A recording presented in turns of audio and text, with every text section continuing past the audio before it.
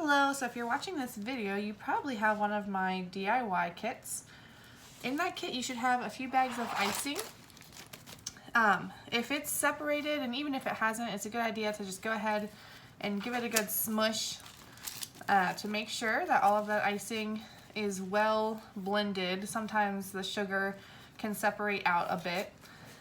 And then you're going to take your scissors and you're going to snip off, I've already cut this one, but you're going to snip off the tip, just a small hole. You can always cut it bigger if you need to, but you can't add it back. So just do a little bit at a time until you get the size hole that you like. You'll notice your bag has a seam only on one side. That side should be up when you're doing your cookies. I like to keep a wet paper towel handy, and then I use my scribe tool. You have some toothpicks in your kit that you can use for the same purpose. So I'm just going to pick a spot and just lightly press a little icing out and touch it down. And I'm going to outline my cookie here.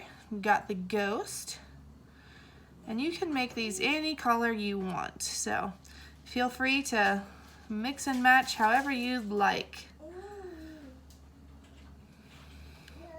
Now don't be afraid to come up from the cookie a little bit. You don't want the bag dragging on the cookie. You hear the baby in the background.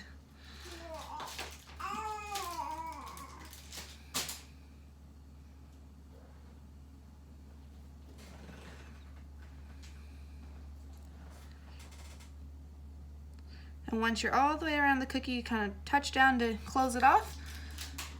And then you can actually go ahead and flood it with that same bag of icing. Now you want to squeeze a little bit harder so you get more icing coming out, but don't squeeze too hard because you can pop the bag. So don't want to do that. That's really messy and sticky and no fun. But I do like to outline and flood with a single consistency, and that makes it a little bit easier when decorating as well. So you'll just kind of go along and try to kind of keep the same pattern for the most part, because you want to keep your edges wet so they don't start drying out on you. And then you'll take your toothpick and you just kind of push the icing out, fill in any gaps that you see, smooth out any ridges that haven't settled on their own.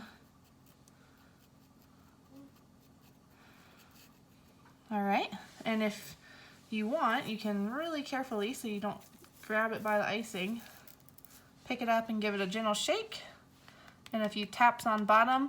And if you notice any air bubbles, you can, look, see I touched the icing there. You can clean that up just like that. Just kind of smooth it out.